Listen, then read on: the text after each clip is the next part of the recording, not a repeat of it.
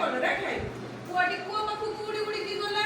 କୂଅକୁ ଯାଇକି କହିଲା ମୋତେ ଟିକେ ପାଣି ଦିଅ, ପାଣି ମାଗିଲା। ତାପରେ କୂଅ ତାକୁ କହିଲା ଯା ଯା ତୁ କୁମ୍ଭାର ଘରୁ କଳସି ନେଇ ଆଣିବୁ। ପୁଅ ସେଠୁ କୁମ୍ଭାର ଘରକୁ ଗଲା। କୁଆଡ଼େ ଗଲା? କୁମ୍ଭାର ଘରକୁ ଗଲା। କୁମ୍ଭାର ଘରକୁ ଯାଇକି କଳସି ମାଗିଲା। କୁମ୍ଭାର ତାକୁ କହିଲା ଯା ବିଲରୁ ମାଟି ଆଣିବୁ, ମାଟି ଆଣିଲେ ମୁଁ କୁମ୍ଭ ଗଢ଼ିବି ବା କଳସି ଗଢ଼ିବି ହେଲା। ତାପରେ ସେଠୁ କ'ଣ ହେଲା, କାଉ ଉଡ଼ି ଉଡ଼ି ଗଲା ଯାଇକି ବିଲକୁ ମାଟି ମାଗିଲା, ମୋତେ ମାଟି ଦେ, ମୁଁ କୁମ୍ଭାରକୁ ଦେବି, ସେ କ'ଣ କରିବ? କଳସି ଗଢ଼ିବ ହେଲା। ତାପରେ କ'ଣ ହେଲା, ତାକୁ ଯାଇକି ବିଲ କହିଲା ତୁ ଯା ମିରିଗ ଠାରୁ ସିଂହ ଆଣିବୁ। କ'ଣ ଆଣିବୁ? ମିରିଗ କ'ଣ? ହରିଣ। ହରିଣ ଠାରୁ ସିଂହ ଆଣିଲେ କ'ଣ ହବ? ମାଟି ତାଳିବ ହେଲା। ସେଠୁ ସେ ପୁଣି ଗଲା କୋଉଠି? ମିରିଗକୁ ଯାଇକି କହିଲା ତୁମ ମୋତେ ସିଂହ ଦିଅ। ତାପରେ କ'ଣ ହେଲା, ମିରିଗ ତାକୁ କହିଲା ଯା ଯା ତୁ ଘାସ ଆଣିବୁ। କ'ଣ ଆଣିବୁ?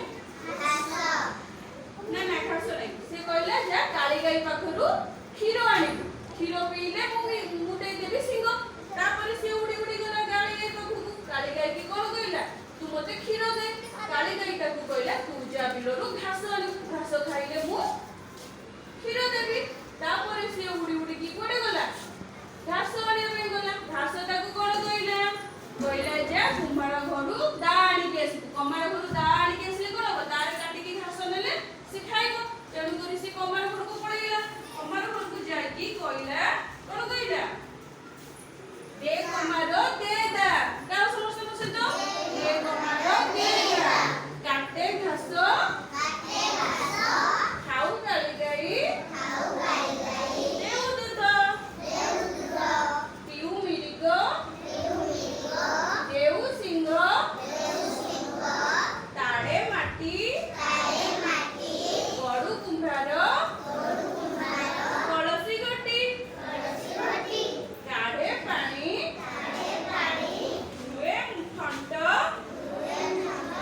ଧାଇଁ ଧାଇଁ ଖାଏ କଲୁରୀ ବେଟ ହେଲା। ଏଇ କଥା ଶୁଣିକି ଖୁସି ହେଇକି କମାର କ'ଣ କଲା? ତାକୁ ଗୋଟେ ଦା ଦେଇଦେଲା। ସିଏ ପଡ଼ିଆର ଘାସ ଦେଲା, କାଳି ଗାଈ ଦୁଧ ଦେଲା, ମିରିଗ ତା ସିଂହ ଦେଲା।